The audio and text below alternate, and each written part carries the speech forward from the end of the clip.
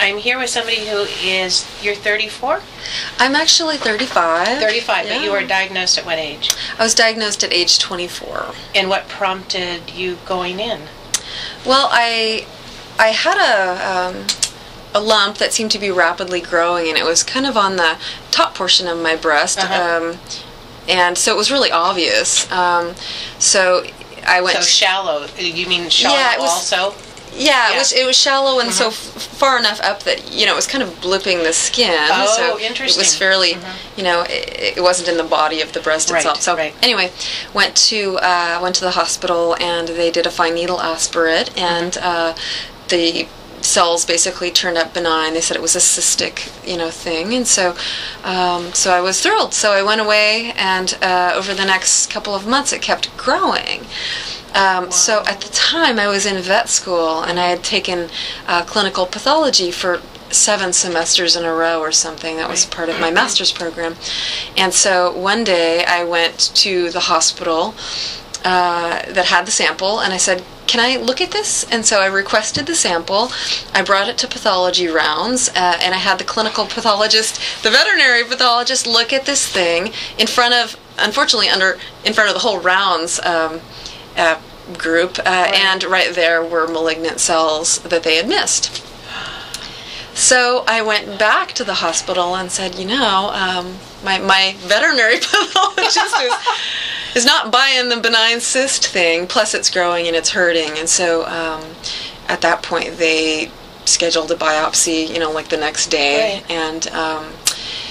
And then it turned out to be infiltrating ductal carcinoma with lymphatic invasion. Boy. Yeah, so it was a little bit disconcerting that it had been sitting there and potentially metastasizing. The original aspiration, and then when they confirmed things? I would say probably from July to October. I was diagnosed in October, so it was a while, and I think I was, I was in some sort of denial potentially because it kept growing. I probably should have gone back sooner, but glad I didn't wait any longer, and glad that I happened to be connected with the medical profession. Otherwise, you would have taken their word for it. Exactly. So anyway, at that point, we scheduled surgery. What I elected to do at that point was go on to chemotherapy. So I got 4 cycles of adriamycin in the hopes that we could shrink this thing down. Before surgery. Exactly, because a lot of the size of the mass was cystic fluid, although there was a solid portion. So the mass shrunk to basically not detectable after 4 cycles of chemo, and we did a lumpectomy. Okay. Followed by 4 more cycles of chemo, which was Taxol, followed by radiation therapy. And so that all ended in August, and then by March of the next year, it had recurred. So I was having some pain from the incision, and it was a pretty major recurrence. It had kind of gone all the way through my pec muscles to my chest wall at that point. So then the mastectomy came about. So the mastectomy was the fall of the following year? It was actually the spring of the following year. Yeah, so.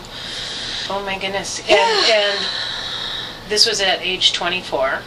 Yeah, right? So 25, I think, by the time the mastectomy happened. And what I think is interesting is being in this area, you would think that the hospitals around here would be up to par detecting that kind of...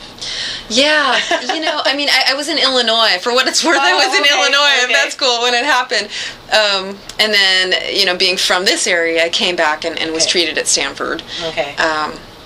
Has some wonderful surgeons. And through the chemotherapy, did you go through loss of hair or anything like that? Yeah. And 24 is a tough age to be losing your hair. I know. What's really funny about it is that, you lose your hair, they cut off your breast. I mean, for me, not only was it, they remove the breast tissue, but all of the skin, plus the fold, plus half the skin on my back to make a flap that came around. I mean, so I'm completely disfigured. And the funny thing about it is that I was having dreams every night about my ponytail. About flipping around my pony, for whatever reason, in my dreams, I would be thinking about my ponytail, not the fact that I was completely sliced and diced. Right. So it's funny what your subconscious is concerned about. And what it's helping you cope with, right? Let's worry about the ponytail. Yeah, maybe. I never even thought about that. Yeah. Maybe that's it. So, yeah, the hair loss, I think for a young person, I mean, I don't know, I tried the wig thing for about 3 days till it got really itchy, scrapped it, wore a bandana, and that was fine. Yeah. So. Yeah. And then you can just affect a different demeanor. You can just say, I'm going punk or whatever. I actually bought a leather jacket. Did you? Yeah, so, you got to roll with it, I suppose. And did you have a hard time telling? So, were you in undergrad, or were you? I was in vet school. You were in vet school. Did you have a hard time telling, like, your fellow students how much to involve them in it, how much to tell them?